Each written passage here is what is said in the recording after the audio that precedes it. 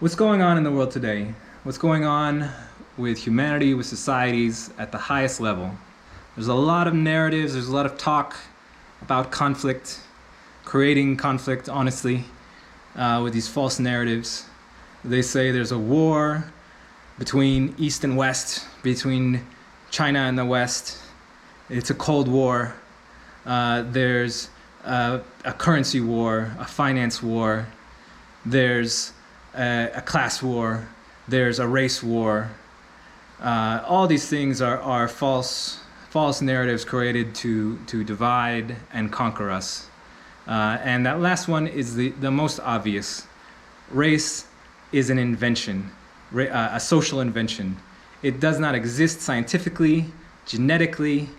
There's no such thing as race. And the reason why they're talking about it so much now is the same reason that they invented the concept in the first place, to make us fight amongst ourselves so that they can divide us and conquer us. So who is creating all these narratives? Who is dividing and conquering us?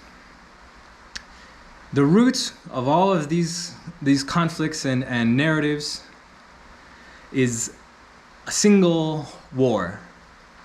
Institutions versus the people. Who are the institutions and who are the people, you might ask? Well, people, individuals. All individuals, rich, poor, pigmented or not, male, female, other, it doesn't matter.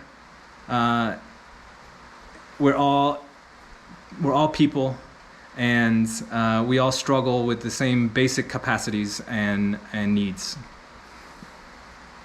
On the other side, who's taking advantage of us, who's fighting against us systemically, are institutions. And what do I mean by institutions? I mean entities that are too big. Lord Acton said 200-300 years ago, power corrupts. We can look at this like a law of human nature. It's pretty much universally accepted. But people don't apply it universally. On the left, people think that they can trust big, powerful government to protect them from big, powerful business. And on the right, they think that big businesses are going to be responsible, but you shouldn't trust big government. Now, obviously, according to Acton's law, these are both false. These are both false hopes from a false conflict of big government versus big business. Big government and big business are in it together. It doesn't matter whether you're in a capitalist country or a socialist country or even a communist country. The big businesses in your country are working directly with the big government in your country, and they are working for themselves. They're cutting deals that benefit them at the expense of individuals, of the people. And we need to stop. We need to stop all the infighting and false narratives about this stuff. That's why I'm making this video, to cut right to the point. All these institutions are trying to control our lives. They are controlling our lives. And every aspect of our lives, they want to cut, they want to say, they want to tell you how you're going to work, how you're going to live, what kind of house you're going to live in, what kind of water you're going to drink, what kind of food you're going to eat, what kind of job you're going to do, how you're going to get paid for your job, how you're going to hold your money once you've been paid, how you're going to invest it, or how much. If you want to give to charity, then what kind of charities, and so on and so on and so on. They want to control every aspect and everything. They want to cut, and they are succeeding year after year. They consolidate more and more power over us. Every industry gets more and more consolidated every year. There used to be thousands of banks, now there's 4. There used to be thousands of newspapers, now there's 1, 2 owners of all of the media. Car companies, chip makers, Everything, governments, what's going on with the World Health Organization, with the UN, these NGOs as well, too big. If they're too big, they become corrupt. On average, over time, everything too big becomes corrupt. Too powerful becomes corrupt. It's simple. And okay, so now that we understand the conflict, and we understand what's going on, what can you do about it? Well, we all consume the same things. We all have the same needs and same points of vulnerability and strength in this conflict. So, in fact, we can all take the same actions, whether we're capitalists or socialists or Democrats or totalitarians. It doesn't matter. You can fight back against the institutions that are harming your well-being, your quality of life, and controlling you. How do we do it? Well, look at what you do. Look at what you consume and your needs. We all need water. We all need food. We all need shelter. Beyond those basic needs, amenities of modern life, basically we all use electricity or want to use electricity. We all communicate and consume information. We all use finance in one way or another. We trade, we go to the market, we use monies, and for the most part we use financial services and products. Paper money is a financial product. A bank account, a loan, these are financial services. Defense, police, self-defense. You need this to protect all the other things. You need to take control of all of these things in your personal life. Take control and responsibility of your food, water, electricity, defense, finances. Cut the middlemen, the institutions out. They are just adding extra costs, extra complexity, extra work for you. Again, regardless of whether it's a public institution or private institution, you can do better on your own. The first step is to move out of the city. For 100, 200 years, there's been a broad movement of people away from rural areas into cities for a number of reasons. And I won't go into the history, but the time for that is over. We're at a pivotal time now, especially with coronavirus and all these things and the information age, remote work, creative work. It's time to pivot. Cities have become our great crutch, our great shackle. In the city, you have no choice but the institutional choice. Everything is a monopoly. You must consume electricity from their utility. You must consume water from their utility. Food everything is limited, processed crap that will weaken your immune system. That will weaken you. The air causes asthma and allergies and everything that the institutions then have to save you from. Everything about cities restricts your freedom and your choices, and you need to get out before you can take the next step. Staples: water. Collect rainwater, drill a well, harvest your own water, be more smart, use gray water systems, things like that, and recycle your water. Everyone can become self-sufficient in water. And if you live in a desert, maybe you should question that. Question, if you live in LA, Las Vegas, one of these places that's chronically, municipal emergency that they don't have enough water, maybe the population can't be sustained in that desert. Think about it. Everyone should be able to become self-sufficient in water. And if you live in a place where they make it illegal or something like that, think about it. Think about why. Maybe you need to move. That's why I moved out of Colorado, where it's illegal to collect rainwater. Came here to Panama. It's raining right now. I'm collecting it. Wonderful. Everyone needs water. Food. Grow some food. It's not that hard. Start a garden. Get some chickens. Feed the chickens the scraps from your kitchen. Waste is another typical municipal service that they do horribly.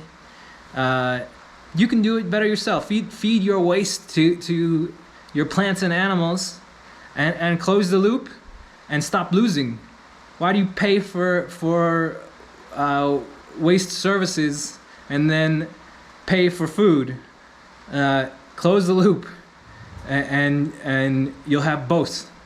As I do here, I have another video on composting and how chickens eat from the compost.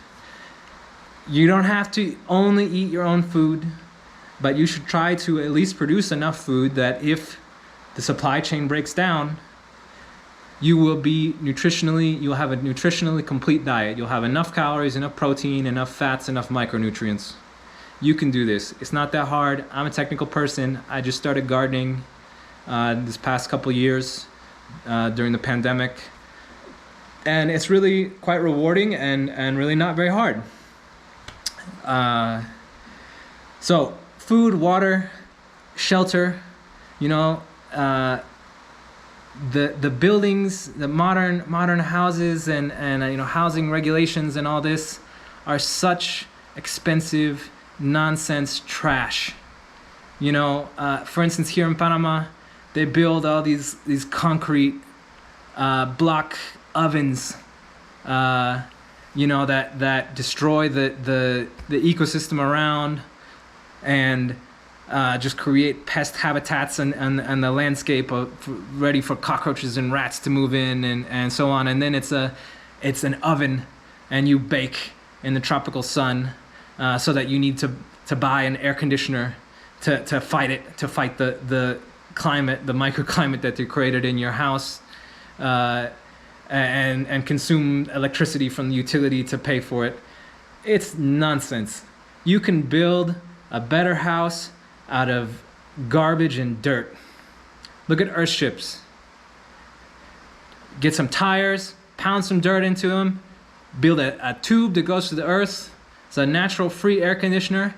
You will be so much more comfortable, and the house will be stronger, it will last longer, and it will cost a fraction of what these silly industrial houses, cookie cutter out of a regulator developer handbook.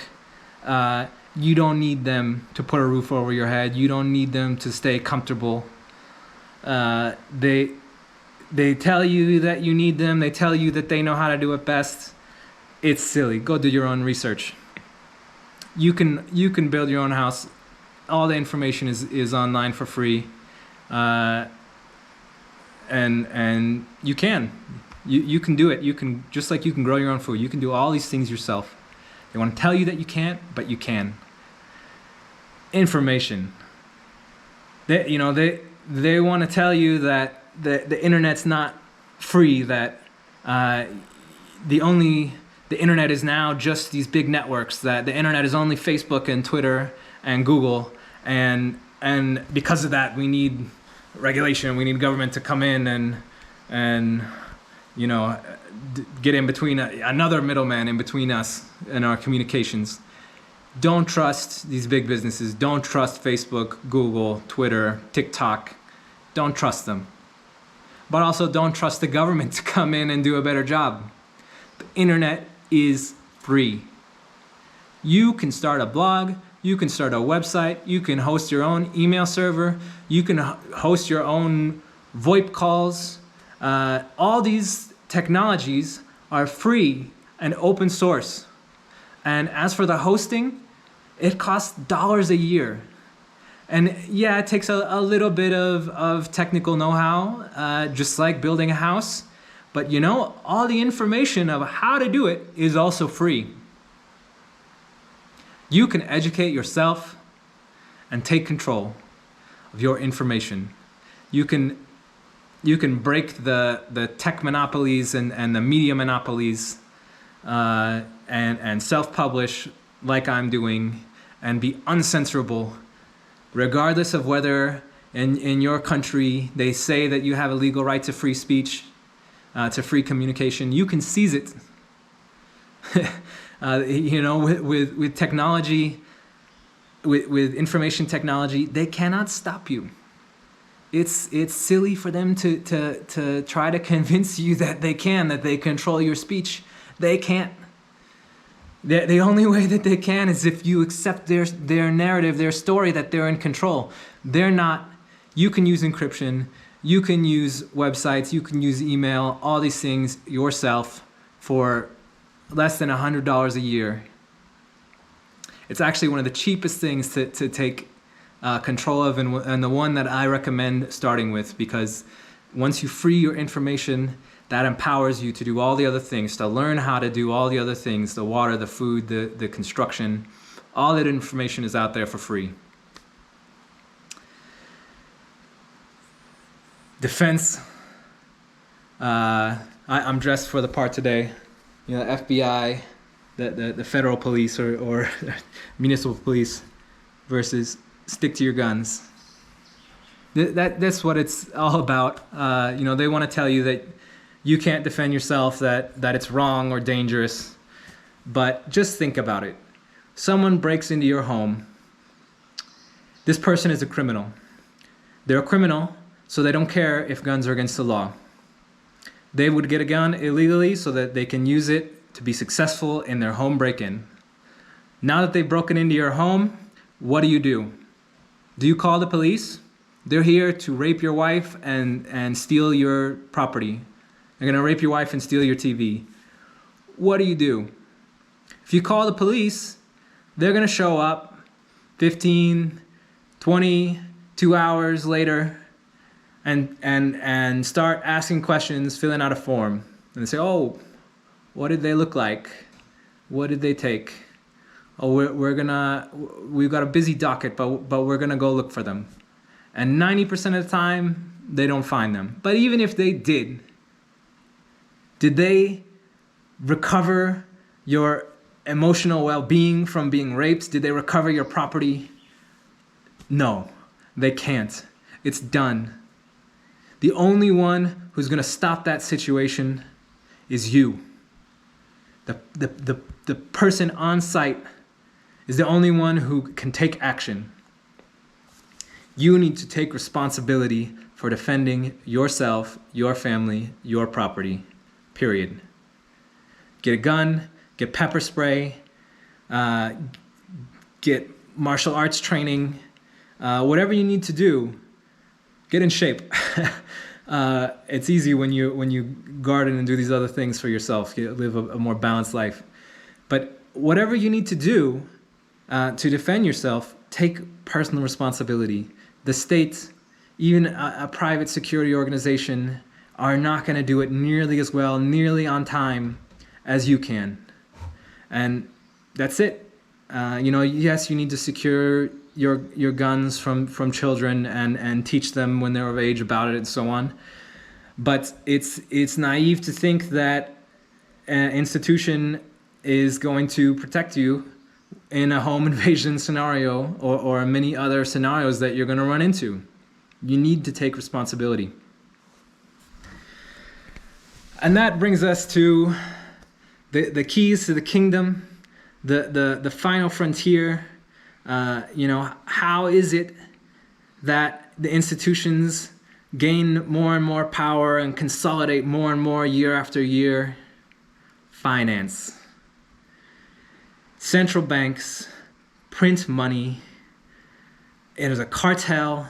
They give it to their buddies, their other buddies in the finance industry. The central bank gives it to the big bank, which gives it to the big businesses and the big NGOs and the big institutions, and maybe to the small banks. but they control them. They can cut them off anytime, and they tell the small banks what to do and how to behave. And after it cycles 10, 20 times around their institutional community, some of it trickles down to some people as a salary or a loan or something like that. And by that time, they've already printed so much more, and inflation is taking it back out of your control. And meanwhile, they're freezing accounts, seizing businesses, and generally using their monopoly on the financial system to control every other aspect.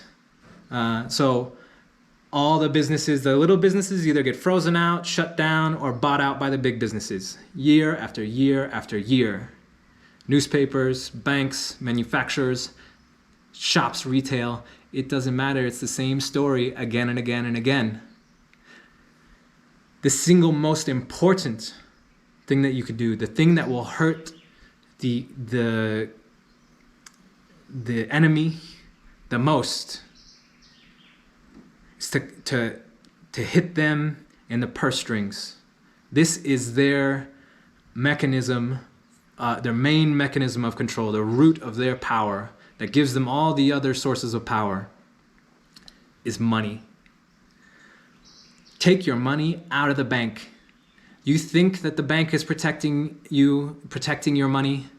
No, they're not. They're using your money to print more money, to give your neighbor's business to a bank or something like that. You need to take your money out of the banks, out of the banking system, out of the financial system. You need to stop using government money, fiat money. Again, it doesn't matter if you are a socialist or a capitalist or whatever. Central bank fiat money is bad for people, bad for the little guy. Every time. It's the structure of the system. It doesn't matter if you trust them or not. It's a regressive tax that will harm you as an individual. Use Bitcoin. Use gold. Use smart contracts and decentralized finance, DeFi, if for more complex things like loans and bonds and financing. You need to finance solar panels for your house. You don't have enough money to become energy independent. I forgot that one. I'll come back to it. But take out a loan on DeFi. Don't go to the bank. You're saving some money, or you want to invest you want to invest some of your money. Do it with Bitcoin, with DeFi. There's bonds being issued on DeFi now, and securities. You can buy shares in companies and so on. Don't do it through the traditional financial system. I have stocks right now that I've been trying to access for over 6 months. Going through 1, 2, 3 institutions that won't let me access my own property. Don't do it. It's a trap. It is the root of all of their power. I forgot energy. This one's easy. You know, the electrical grid is a thing of the past. You know, in Panama, for instance, they charge 20 cents a kilowatt hour for electrical, and from the state utilities buying from the private monopolies, and meanwhile I can get solar power for 1 cent a kilowatt hour for 5% of the cost, 1/20th. And yeah, the cost is up front, but look at financing, things like that. And there's no cables, there's no point of vulnerability. No one's going to cut off your electricity ever. For you put solar panels on your roof, that's 30 years. A whole generation worth of electricity that is sovereign, paid for, done, secured. That's basically it. That's life, right? You got food, water, shelter, energy, communication, defense. You need to take control of these things so that you can have a good life. one of my ancestors fought in the American Revolution, and I've been thinking a lot. What did they fight for? Was it democracy? Was it for a different set of institutions? I don't think they fought so that they could vote about which institution was going to write the rules about who was going to charge them what, and make the rules about how they were going to live their life. It was about freedom. It was about speech, guns, property, having your own house, defending your own house, and so on. And I also think, was it necessary to fight a war? Was it really necessary to use violence for these things, or is there a nonviolent way? In the modern world, with having been learned from Gandhi and Martin Luther King and Dostoevsky, is there another way to fight? Because they're not fighting primarily with violence against us, and I think there is. I think that you fight today. You fight this war with infrastructure. Take personal control of your infrastructure. You want free speech? Take control of the infrastructure of speech, of communication. Run your own website. You want energy? Take control of it. Put solar panels up. You want food and water for your family? Build your own house. Make a garden in it. Harvest rainwater from your roof. Just take control. And, for the most part, this advice transcends political boundaries, transcends legal boundaries. In some of the most oppressive places on earth, they might keep you from doing some of these things. They might tell you can't collect rainwater.